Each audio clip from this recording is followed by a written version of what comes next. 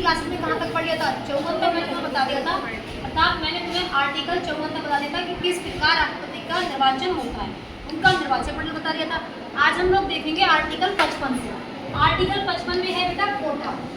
क्या है? कोटा। कोटा का मतलब होता है कि अगर तुम्हें कोटे से वोट किसी राष्ट्रपति को या किसी कैंडिडेट को कम मिल रहे हैं, ठीक है, कोटे से अगर कम मिल रहे हैं और वो जीत जाता है, तब भी वो जीता हुआ नहीं माना जाएगा। और अगर वो व्यक्ति कोटे से अधिक वोट पा रहा है तो वो क्या होगा? जीत जाएगा। और अगर नहीं जीत रहा है तो कोटे की जो उसकी जमानत राशि है, क्या है बेटा? जमानत राशि वो कहाँ रखता है? आरबीआई। कहाँ रखता है? आरबीआई रखता है। आरबीआई क्या है? Commercial bank. कॉमर्शियल है या सेंट्रल है? ये सेंट्रल बैंक है। सेंट्रल बैंक के पास रखता है, केंद्रीय बैंक के पास रखता है। आरबीआई के पास जब वो इलेक्शन में खड़ा होता है तो वो कुछ पैसे की धनराशि उसके पास एक तरीके से जमानत के तौर पे रखता है। अगर कोटे से किसी राष्ट्रपति को कम वोट मिल रहे हैं तो वो क्या होगा? वो अधिक वाले से ऐड हो जाएंगे। और अगर कोटे से भी कम वोट मिलने पर भी वो जीत रहा हो तब भी वो हारा हुआ माना जाएगा। इसमें राष्ट्रपति के 55 में क्या है? कोटा दिया है। अब हम देखते हैं अनुच्छेद 56। अनुच्छेद 56। अनुच्छेद 56 में क्या दिया है? इसमें राष्ट्रपति का कार्यकाल है। क्या है? राष्ट्रपति का कार्यकाल। कार्यकाल जानते हो ना? कार्यकाल का मतलब होता है उसका समय। कोई व्यक्ति अगर पद पर बैठा है, जिस दिन से उसने शपथ ली है उस दिन से वो क्या माना जाएगा? उस पद के लिए मान्य होगा। तो इस तरीके से इसका कार्यकाल कितना है? 5 वर्ष। कितना बेटा? 5 वर्ष। और मान लो कोई राष्ट्रपति बीच में अपना इस्तीफा दे दे या महाभियोग द्वारा पद से उतार दिया जाए और किसी दूसरे व्यक्ति को राष्ट्रपति के पद पर बिठाया जाए तो क्या होगा? वो व्यक्ति कितने साल भी आएगा? वो इसका भी कितना साल का होगा? 5 वर्ष के लिए होगा। मतलब ऐसा नहीं होगा कि अगर 2 साल के बाद किसी को बिठाया गया हो तो वो 3 साल का कार्यकाल पूरा करेगा, वो भी पूरे के पूरे 5 साल अपने राष्ट्रपति के पद पर बैठा रहेगा। समझ में आ गया? अब देखते हैं आर्टिकल 57। आर्टिकल 57 में क्या दिया गया है? राष्ट्रपति का निर्वाचन, और वो भी दोबारा। कैसा? दोबारा। राष्ट्रपति का निर्वाचन या तो उसे पुनः बोल दो या दोबारा बोल दो। निर्वाचन मतलब दोबारा से भी वो क्या बन सकता है? राष्ट्रपति बन सकता है। अगर कोई राष्ट्रपति एक बार राष्ट्रपति पद पर बैठा है और उसका कार्यकाल पूरा हो जाता है तो अगर वो दोबारा भी इलेक्शन में लड़ना चाहे तो लड़ सकता है और दोबारा से भी वो दोबारा फिर से क्या बन सकता है? राष्ट्रपति के पद पर बैठ सकता है। कहने का मतलब इसमें लिमिट नहीं है कि नहीं बैठ सकता है। आप एक बार राष्ट्रपति बन गए, आप दोबारा से भी बन सकते हो। समझ में आ रहा है? उसके बाद आते हैं आर्टिकल 58 में। किस पर? आर्टिकल 58 में दी हुई योग्यताएं। क्या दी है? योग्यताएं। भाई अगर आपको राष्ट्रपति बनना है तो आपके पास क्या क्या योग्यता होनी चाहिए? ठीक है, पहली बात तो होनी चाहिए कि भारत का नागरिक, भारत का नागरिक समझते हो ना? नागरिक। दूसरी बात उसकी उम्र 35 वर्ष से कम ना हो। 35 वर्ष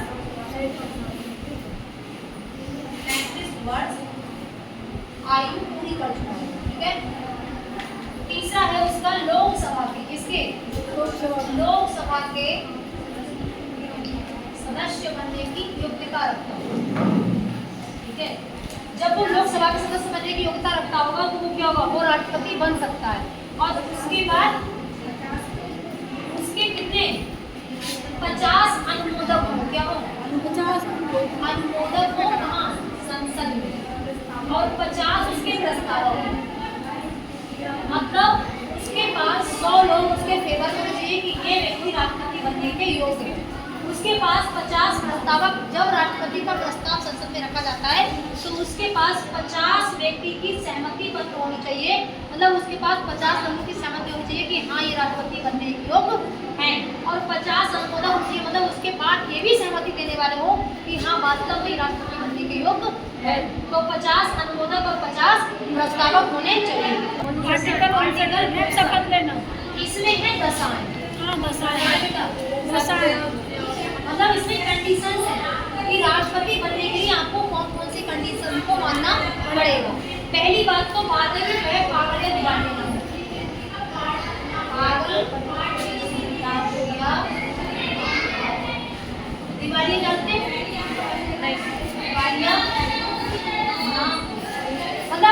उसके पास ऐसा ना हो कि जितनी उसकी प्रॉपर्टी है उससे ज़्यादा उसके ऊपर कर्जा हो, उस व्यक्ति को दिवालिया बोलते हैं।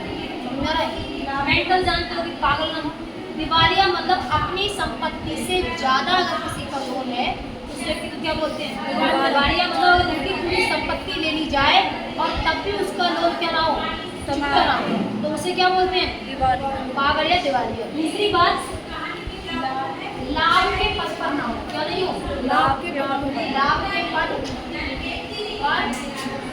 ना हो।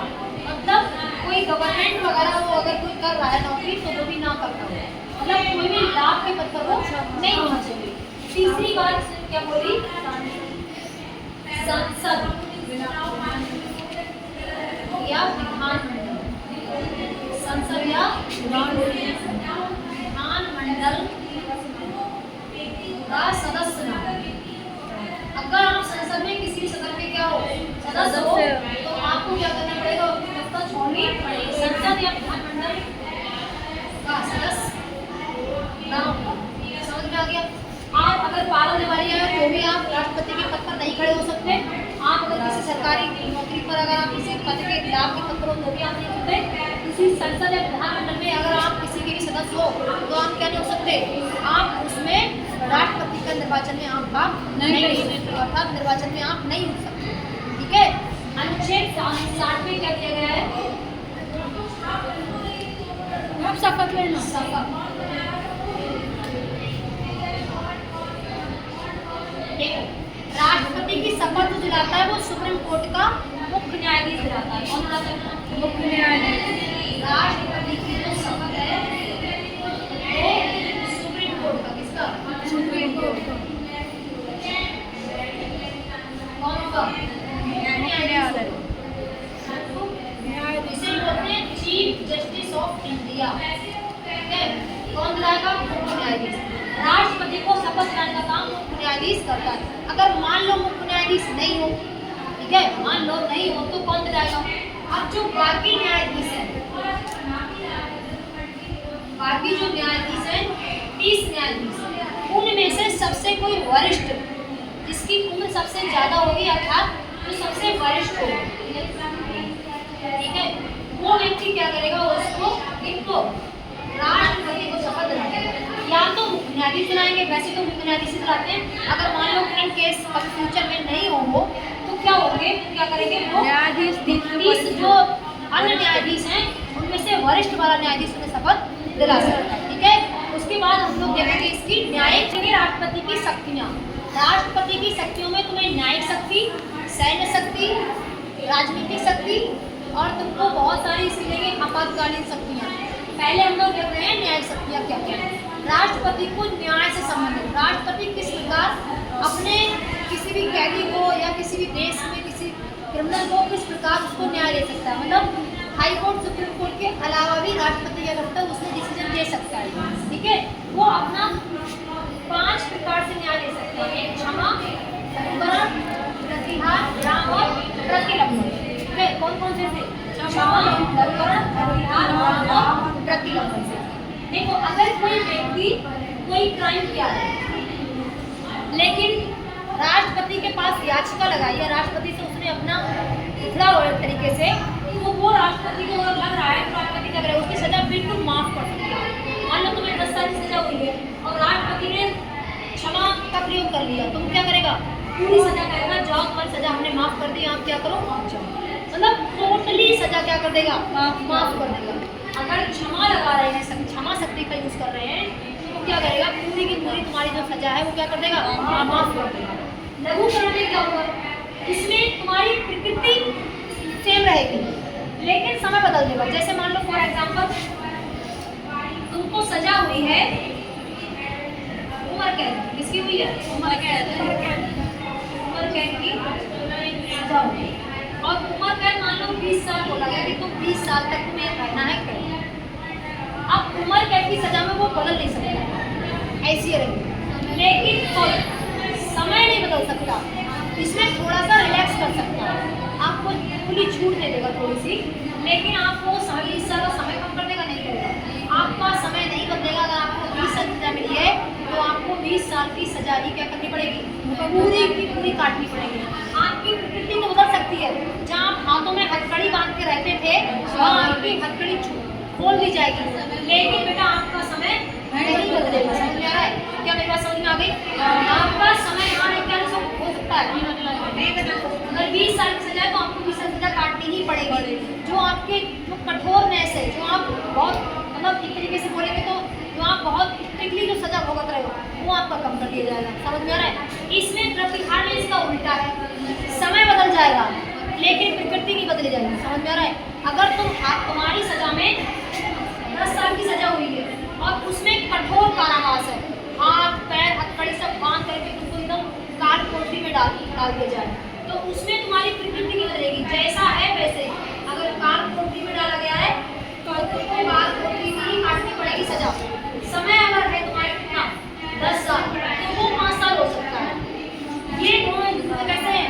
उल्टे हैं। इसमें प्रकृति बदल जाएगी, समय नहीं बदलेगा, प्रतिहार में समय बदलेगा, प्रकृति नहीं बदलेगी। समझ में आ रहा है? आप देखो ग्राम में क्या है, अगर मान लो आप कोई सजा काट रहे हो और आपका अचानक स्वास्थ्य खराब हो जाए, क्या हो जाए बेटा? अगर आपका स्वास्थ्य ठीक ना हो तो वहाँ पर क्या हो जाएगा, आपकी सजा को कुछ समय के लिए रोक दिया जाएगा। जब आप स्वस्थ हो जाओगे तब आपकी सजा स्वास्थ्य ठीक ना होने पर विराम लगा दिया जाएगा। अभी इनको सजा मत दीजिए, जब इनका स्वास्थ्य ठीक हो जाएगा तब आप क्या करना, मतलब स्वास्थ्य ठीक ना होने पर भी व्यक्ति की सजा को थोड़े टाइम के लिए डिले कर देते हैं। ठीक है? प्रतिलंबन में क्या है, ये फांसी की सजा को जो होता है कुछ समय के लिए रोक सकते हैं। राष्ट्रपति क्या कर सकते हैं, अगर आपको फांसी की सजा हुई है और उस व्यक्ति को क्या की जाए, फांसी सजा रोकनी है, तो राष्ट्रपति क्या करें, उसमें दया याचिका लगाने का मौका देते हैं कि आप दया याचिका लगाइए और आपकी फांसी सजा होगी कुछ समय के लिए रुक जाएगी। मतलब ओवरऑल कहने का मतलब यहाँ पर प्रतिलंबन में फांसी की सजा को डिले करा जाता है। क्या करा जाता है? फांसी की सजा को डिले किया जाता है और दया याचिका लगा करके भी फांसी कई महीनों तक रोकी जा सकती है। ठीक है? उसके बाद देखते हैं सैन्य शक्ति। राष्ट्रपति के पास सैन्य शक्ति कौन सी है? जब भी कोई युद्ध होता है, क्या होता है? युद्ध होता है तो वह युद्ध को आरंभ करने की अनुमति देगा। क्या करेगा? आरंभ करने की भी अनुमति कौन देगा? राष्ट्रपति। और विराम करने की भी कौन देगा? राष्ट्रपति। युद्ध को शुरू करने की घोषणा भी राष्ट्रपति ही के अनुसार होगी और युद्ध को रोकने की भी क्या होगी? राष्ट्रपति। और दूसरी बात है कि राष्ट्रपति तीनों सेनाओं के क्या होंगे? तीनों सेनाओं के प्रधान होंगे, अर्थात तीनों सेनाओं का कहने का मतलब चाहे जल सेना हो, थल सेना हो, वायु सेना हो, तीनों सेना के मुख्य पर्सन कौन है? राष्ट्रपति। राष्ट्रपति के बाद सीडीएस आएंगे। कौन आएंगे? सीडीएस। समझ में आ रहा है? सबसे पहले तीनों सेनाओं का मुख्य प्रधान कौन है? राष्ट्रपति। समझ में आ गया? उसके बाद है इसकी एक राजनीति।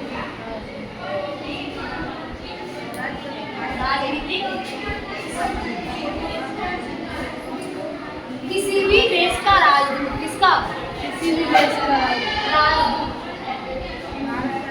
भारत से बाहर अगर जा रहा है, अगर भारत का राजदूत भारत से बाहर जा रहा है, भारत से बाहर जा रहा है तो वो अनुमति किससे लेगा?